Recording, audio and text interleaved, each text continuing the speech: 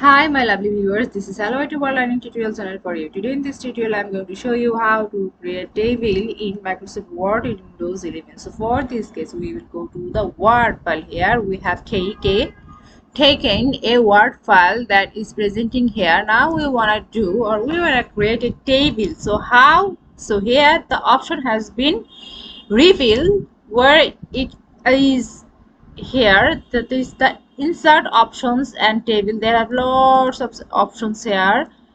So in insert options there have table option has been revealed. So here if we want to do the how many column as well as how many rows, so in this way this is the row, and in this way the below options has been revealed the column side.